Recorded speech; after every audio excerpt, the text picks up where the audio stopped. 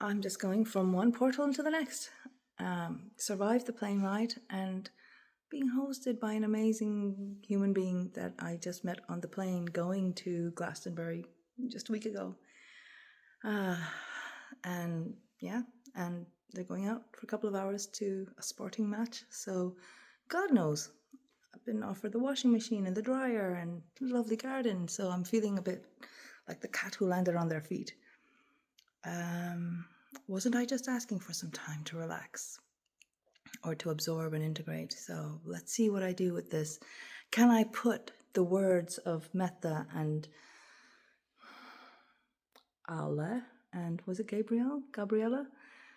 Can I facilitate my life from moment to moment? So we'll see.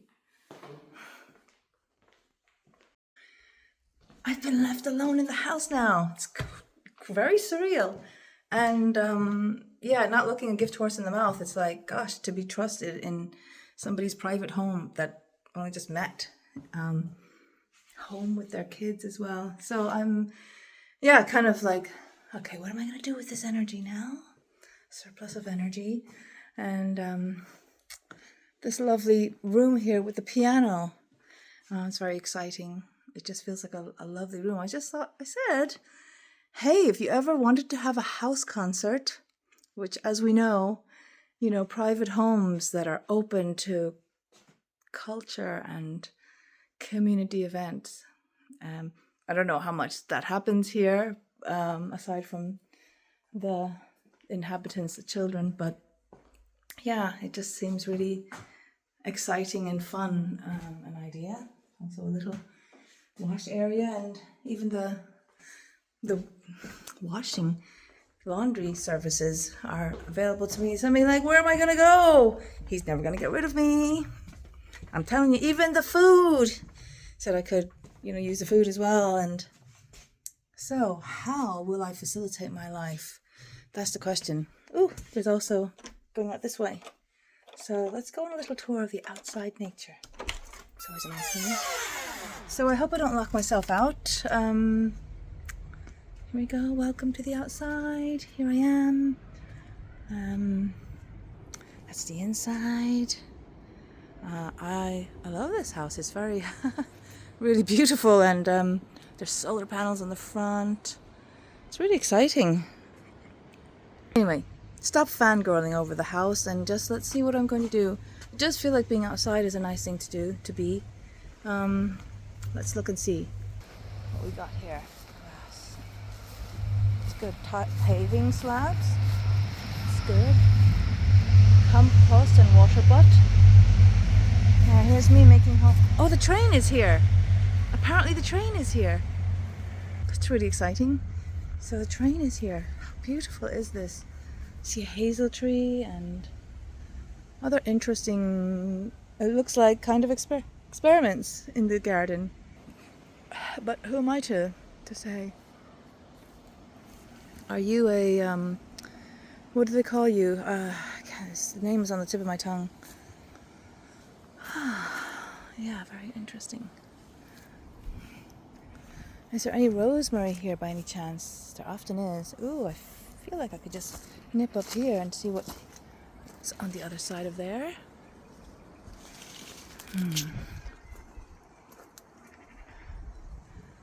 Oh, I'm so thankful that it's a non-rainy day today. I think this is a brassica, I think, growing here. What do you think? Yeah, I just brushed this with my hand, right? Like radish leaves, isn't it? Like rappola. Quando siamo in Italia si chiami dispense. No, I don't know. It's not rappola? No, that's not right, is it? Rape. Rapeseed oil. Rape. I don't know if that's what it is. Anyway, I think I'm going to put down the camera and have an explore without the camera, have a look around. Well, not really look around. I got the grand tour of the place, so have a rest. Feeling very thankful and humbled by somebody's open door and new friends as well. So here's to you. I hope you are landed in a safe place as well if you're traveling, and if you're at home, if you feel welcome and warm in your home. We all have so many homes these days. It feels like we have a home online as well. Ow, picking these guys. And they're a little bit sharp, you know, like radish leaves. So I don't know how edible they're going to be, but I'm going to try them. I'm going to try how they go. Cockleburs and primulas and all sorts of. I love to eat of the locale. Feels like one kind of.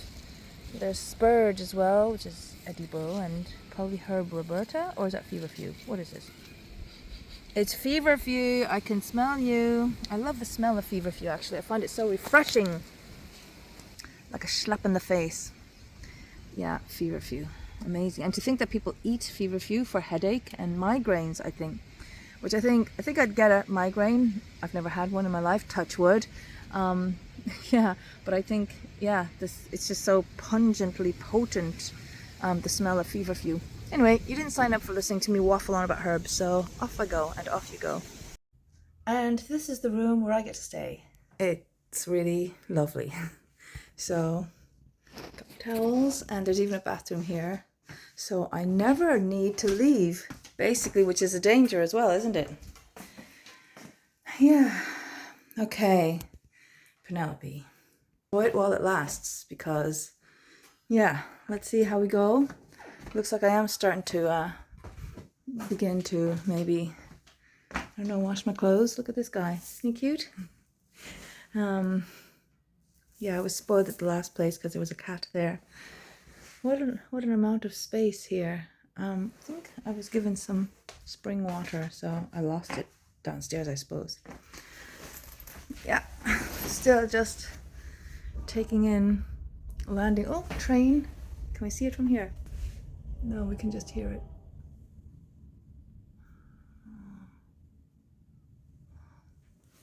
Maybe if we do this. No? Maybe if we do this.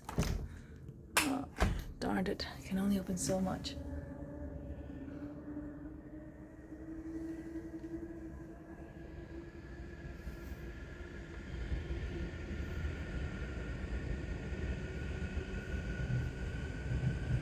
Can you hear the train?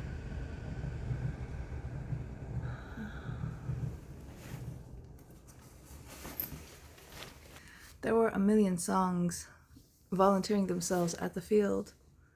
It's not that I have to pressure myself to crank out a new song, but yeah, I'm feeling, is it a pregnant impotence? It feels like after my experience at this field module, for even if my offering was, you know, a bit of a flop, if it went terribly, even then I would be getting so much out of it. I think that for me, interesting now, this is my theory spontaneously, for me the medicine is in, you know, being Marianne Williamson, like this shining light and this greatness that she speaks of that we are afraid of. For other people that have a better standard of coherence and non-chaos, you know, maybe things not going exactly as they wanted is their medicine. And yeah, so it's much of a muchness, because what's good for the goose is good for the gander, is good for the, you know, I do mean something. I'm not just talking for the sake of talking, but my mother used to say, one man's garbage is another man's gold. Yeah, I'm pretty sure she said that. So, and I always thought, yeah, that makes sense. So let's see what we're going to make of this. Let's see if I go on upstairs, and I don't actually have that much for the old laundries, just the old parachute trousers. Tracksuit bottoms don't even seem that really dirty. So let's see what we go on about. And yeah, I look forward to getting lost already. Yeah, to see, there's nothing to see, nothing to do, nowhere to go, and no one to be. It's kind of catchy. There's nothing to see, nowhere to go, nothing to do, and no one to be. Interesting. Out of the mouths of babes. So here I am in my Dublin office temporarily. It's such a haven here. That mattress looks delicious. So I look forward to settling down a bit and enjoying this. While Munster and Leinster are playing the match tonight, I shall be here minding the fort, anchoring in, co-regulating, self-regulating. Yeah, this is the test, right? I have so many good things that have happened, let alone the whole field module. We're almost going to end and, say farewell to each other and put on this event and going through all the tears and the trauma and the ejections, and there may be one or two of our kind of like field family that have decided not to return. So, there's sadness as well as relief at having presented our workshops to our peers and our colleagues. And there's also talk of, as I said, I need to write this down. Somehow writing is going better than speaking for me somehow, because it's more contained and I can see when it looks like a lot of stuff. Yeah, I felt like this is a tribe like many other tribes that I have been in. Shout out Earth Wisdom Foundation and the Cliath family in Yeren.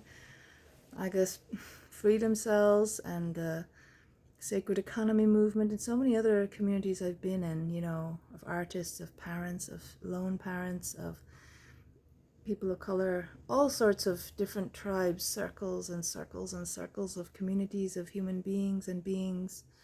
And I felt like this one, I recognized that it's spoken into this container of, as therapists and as workshop facilitators, i.e. people who, as their profession and their vocation, offer experiences, portals of transformation to the public and to groups of people, either in the corporate world or in the mainstream, whatever healing community world that is. Where is our tribe? I know this was not what was taught in the field, but this is my translation of it. Where is our tribe? And as Christian Pankhurst, my teacher in the field, really accented and punctuated with his acknowledgement and advocacy of a tribe. This is what is missing from our modern evolution, the tribe that we once had, so that we are not alone and feeling alone.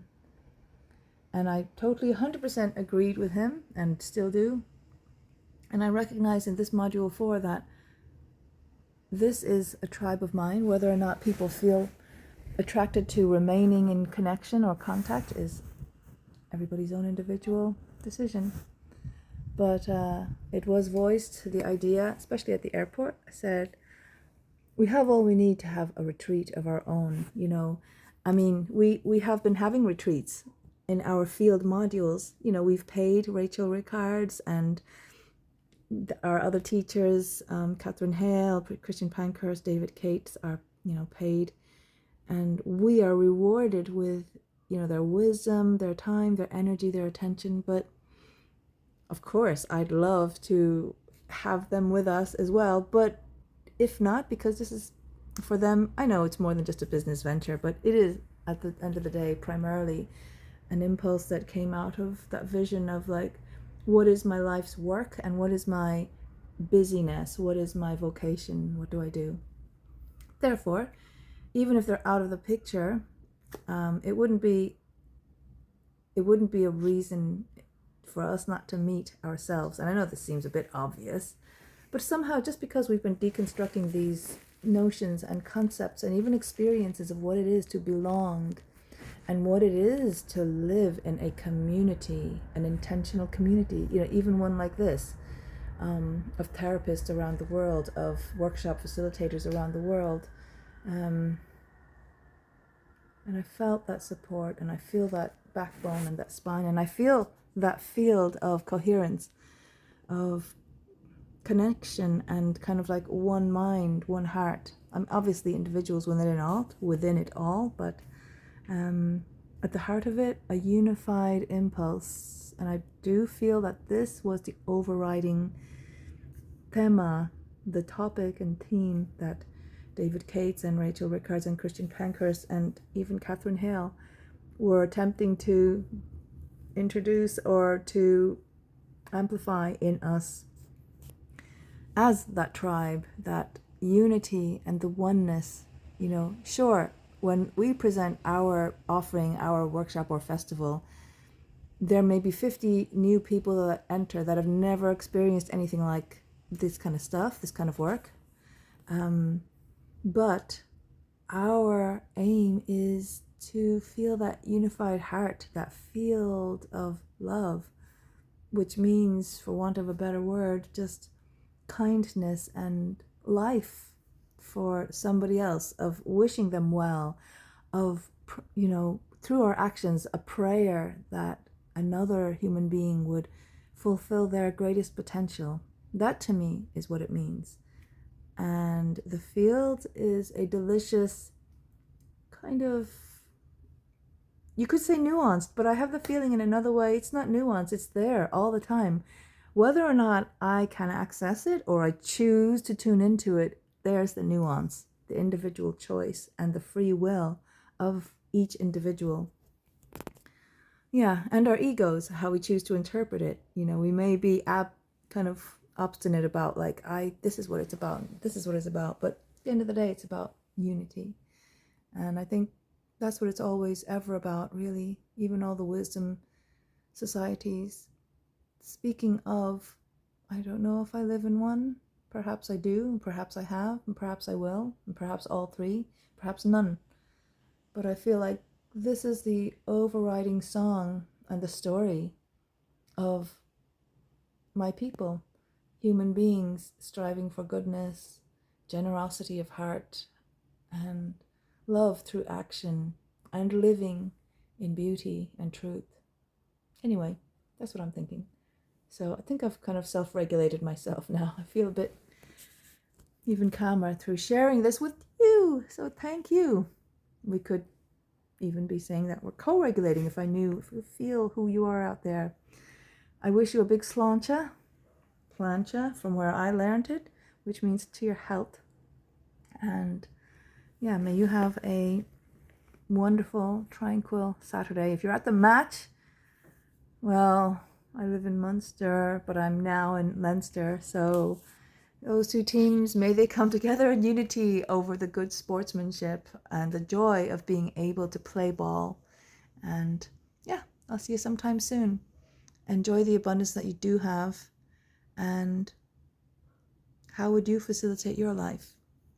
How do you feel is the best use of your time and your energy and your focus, your attention?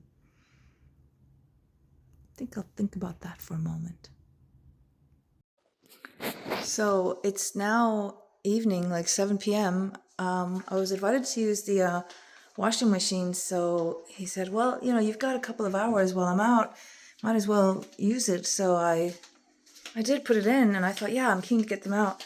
I feel like it's been going on for hours. It's like, see, I'm wearing my other, because I put washing in, and I don't understand. I thought it meant like there was 12 minutes left a little while ago, but okay, let's see how it all goes.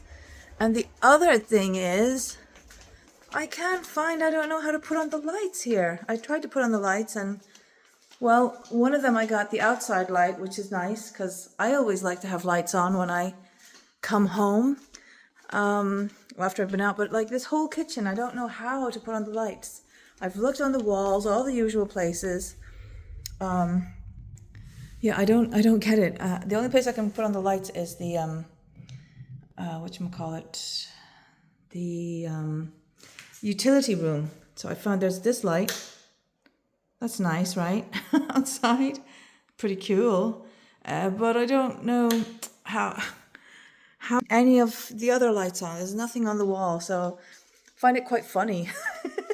It's like a gorgeous house, but there's no real lights. I mean, there's probably see, I had pressed all this stuff, and it was all different things outside.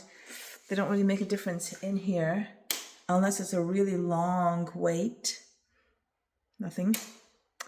Anyway, I think I'm gonna show you the lovely library, which I really liked, and I better bring back the poetry book, because in an hour's time, the Farati, the master of the house, will be back.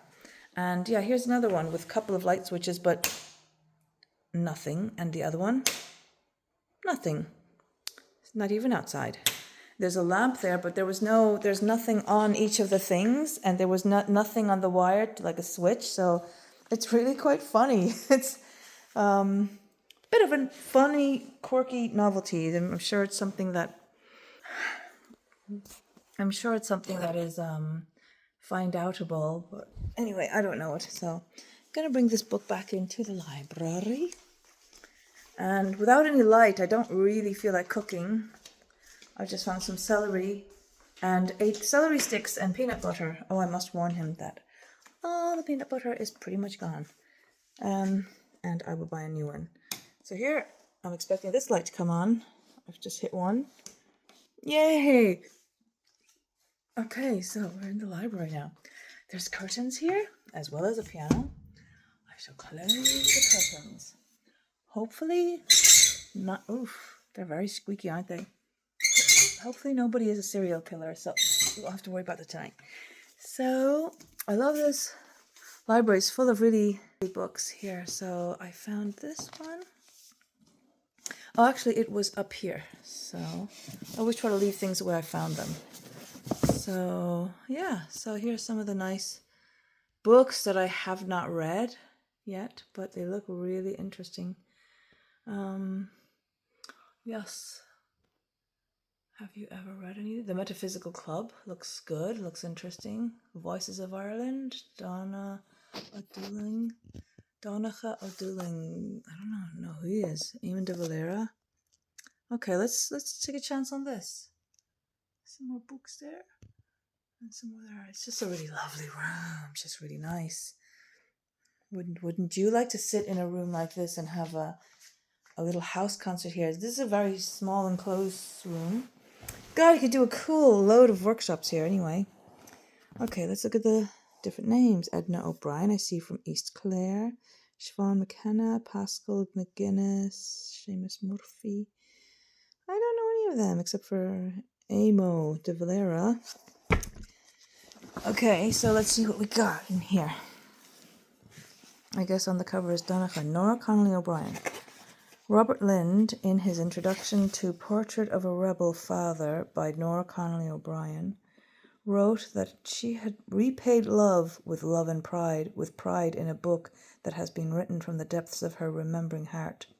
So it was, too, in her long chat with me. Her love for her father and her steadfast belief in the cause of freedom shone out even in these, her later years. She was perhaps the most willing talker among the women of the Revolution. Her voice was rich with here and there strong echoes of Belfast.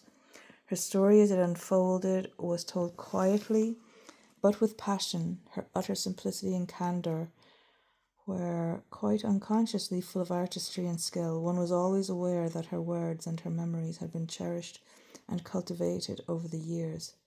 What we want here, she said, is truth. That only is important. I was conscious of the fact that here was a woman who was not only vividly aware of her own role in the Easter Rising, but also glowed with pride as she looked back to the days of her father, James Connolly. Aha, so that's who she is. As she drew to the end of her story and brought me to that terrible night when she and Mama visited her father for the last time, I was unable to speak. The gigantic hero figure of James Connolly lived and spoke through the eyes and voice of the woman who had, long ago, shared with him a unique moment of courage and sacrifice. Nora Connolly O'Brien. So she is the daughter of James Connolly, and oh, there's more. Donica asks, what is your most vivid memory of your father at the time of the Easter Rising? Nora says, the only time I ever saw my father in uniform was on Easter Sunday morning, and it was after I had given breakfast to all the signatories of the proclamation. There he stood in the dark green uniform. I'd never seen him in uniform before. And I said to him, that's new, and he said, yes, it's first time on. It fit him beautifully, and he looked grand in it. Then he put his sword belt on and took the sword, and I said, I must buckle that on for you. I did so, and he put his hands on my shoulders and said, Nora, you should be doing this for a young man and not an oldster like me. And he smiled. He was so pleased that things were going right, that they had all come. He walked away from me humming a song, and then he burst out into the words, we've got another saviour now. That saviour is the sword. Okay, maybe I'll leave it there. Gosh. It's fascinating, isn't it? James Connolly. So, the devil. Wait a minute, I'm not getting all mixed up. Yeah, it is. James Connolly. Picture of the man. Maybe that was the uniform that was worn. Anyway, many interesting books. And I don't remember where I got it from. I think it was just laying here like that. Yeah. So at least there's lights in this room. And, I'm gonna close this curtain as well. Wonder how the match, I wonder how the match is going now. I feel like I want to go upstairs and play the guitar a bit. So here I go in this dark place. And, yeah.